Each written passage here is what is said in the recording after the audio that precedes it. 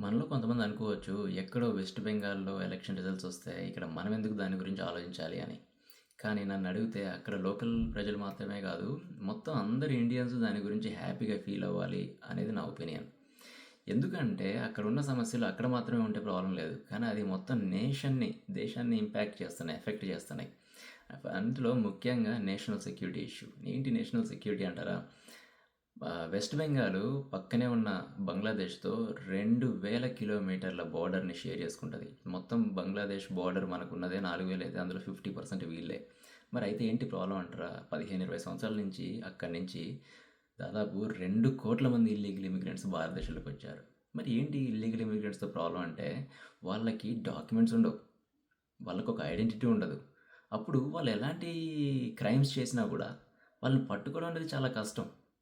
పైగా అక్కడ అట్లా బోర్డర్ వీక్‌గా ఉండడం అనేది మన భారతదేశానికి ఒక బ్యాడ్ ఓపెన్ డోర్ లాంటిది.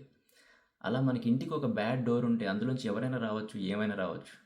యానిమల్స్ రావచ్చు, స్నేక్స్ రావచ్చు, దొంగలు రావచ్చు. అలా అక్కడ ఒక బ్యాడ్ డోర్ అనేది ఉంటే దాన్ని ఎవరైనా వాడుకోవచ్చు ఇప్పుడు ఇండియాకి. ఇండియా చుట్టూ ఎనిమీసే కదా! పాకిస్తాన్ వాడుకోవచ్చు, బంగ్లాదేశ్ వాడుకోవచ్చు. ఇన్‌ఫాక్ట్ ఆ డోర్ అట్లా ఓపెన్ ఉన్నందుకు ఇప్పుడు అది క్లోజ్ అవుతుందని బంగ్లాదేశ్ చాలా బాధపడుతుంది. మీరు చూడొచ్చు చాలా వీడియోస్ పార్లమెంట్‌లో వాళ్ళు చేసే డిస్కషన్స్. సో, మీరు అర్థం చేసుకోవాల్సింది ఏందంటే, అక్కడ జరిగే ఇంపాక్టు దేశం మీద ఎట్లా ఎఫెక్ట్ ఉంటది అంటే, ఇప్పుడు జమ్మూ కాశ్మీర్ మీద మన ఇండియా కంటిన్యూయస్‌గా ఫోకస్ చేస్తుంటే, అన్ని చోట్ల డెవలప్‌మెంట్ మీద ఫోకస్ చేయలేరు కదా! ఫోకస్ షిఫ్ట్ అయినట్టే కదా! ఇప్పుడు అట్లనే ఇది కూడా ఒక పెద్ద ఇష్యూ అవుతా ఉంటే, దాని మీదకి అటెన్షన్ వెళ్ళిపోద్ది కదా గవర్నమెంట్, సెంట్రల్ గవర్నమెంట్‌ది. అప్పుడు మన దగ్గర లోకల్‌లో రావాల్సిన బ్రిడ్జ్ దగ్గర నుంచి చిన్న చిన్న విషయాలు గవర్నమెంట్ సపోర్ట్, సెంట్రల్ సపోర్ట్ అన్నీ కూడా లేట్ అవుతా ఉంటాయి. అంటే వాళ్ళకి ప్రయారిటీ అదే అవుతుంటది అప్పుడు. ఈ ప్రయారిటైజేషన్స్ షిఫ్ట్ అవుతా ఉంటాయి. అట్లా ఇది మన మీద కూడా ఇంపాక్ట్ ఉంటది. చాలా పెద్ద విషయం ఇది. అసలు ఇది పెద్ద విషయమా కాదా అంటే ఇప్పుడు చూడండి, అమెరికా, మెక్సికోకి బోర్డరు వల్ల వస్తున్న సమస్యల గురించి అమెరికా అక్కడ ఒక వాల్ కట్టడానికి $15 బిలియన్ స్పెండ్ చేసింది.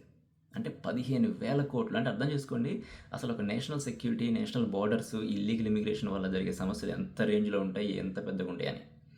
అట్లా వెస్ట్ బెంగాల్ అంటే మనకందరికి కూడా పెద్ద పెద్ద గొప్ప గొప్ప నాయకులు అంతా కూడా పాపులర్ ఫిగర్స్ ఉంటారు కదా! ఇప్పుడు ఎవరున్నారు, సుభాష్ చంద్రబోస్, రవీంద్రనాథ్ ఠాగూర్, స్వామి వివేకానంద గారు, అలా గుర్తు రావాలి కానీ ఈ లాస్ట్ 10, 15 సంవత్సరాల నుంచి ఈ వెస్ట్ బెంగాల్ అనగానే స్కామ్‌లు, ఈ ఈ ఇన్ఫిల్ట్రేషన్, ఇల్లీగల్ ఇమిగ్రెంట్స్ ఇన్ఫిల్ట్రేషన్, తర్వాత అక్కడ ఈ నేషనల్ సెక్యూరిటీ ఇష్యూస్, అంతకుముందు 2014లో ఒక టెర్రరిస్ట్ ఆర్గనైజేషను, ఇలా అన్నీ అవుతుంది. సో, ఇప్పటికైనా సరే ఆ డోర్ క్లోజ్ అవుతది. ఇంకా ఇండియాకి అదొక పెద్ద హెడేక్ అవ్వదు అని కోరుకుందాం. Thanks for watching.